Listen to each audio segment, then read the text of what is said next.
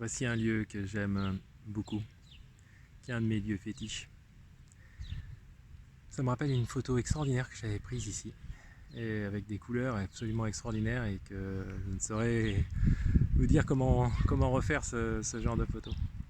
Donc quand je pense à une émotion, ou quand je pense à un passé heureux, et que je veux faire ressurgir une émotion, j'essaye de penser à ce lieu, et je peux vous dire que en fait, tout ça, je peux le faire remonter à n'importe quel moment, où que je sois, sur Paris ou ailleurs.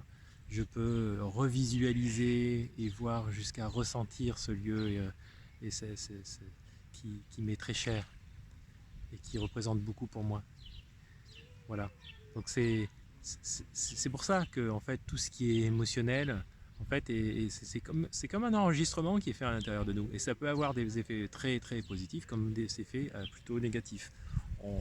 On peut vivre différemment cela suivant le type d'émotion et de passé pour lequel qui pourrait faire référence.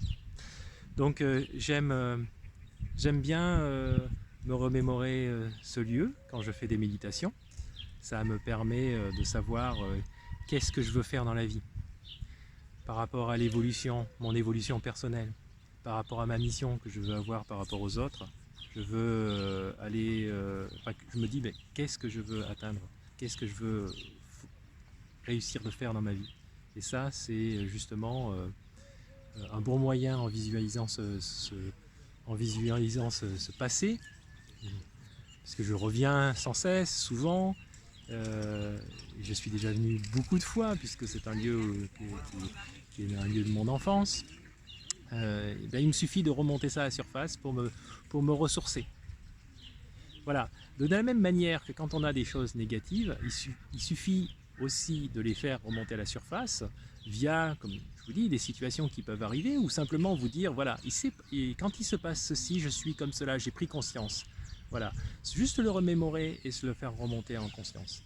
Ça, il existe des méditations très puissantes pour faire cela, où justement on passe de ce souvenir à un ressenti physique, et ensuite on travaille cette douleur tout en relâchant la tension qu'il y a.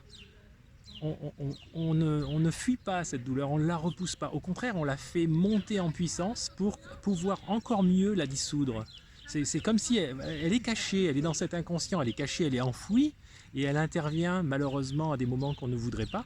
Alors autant la faire remonter, lui redonner toute sa force et toute sa puissance pour ensuite la travailler et la faire se dissoudre, la faire qu'elle n'ait plus ce pouvoir sur nous-mêmes, dissoudre son pouvoir, nous rendre libres.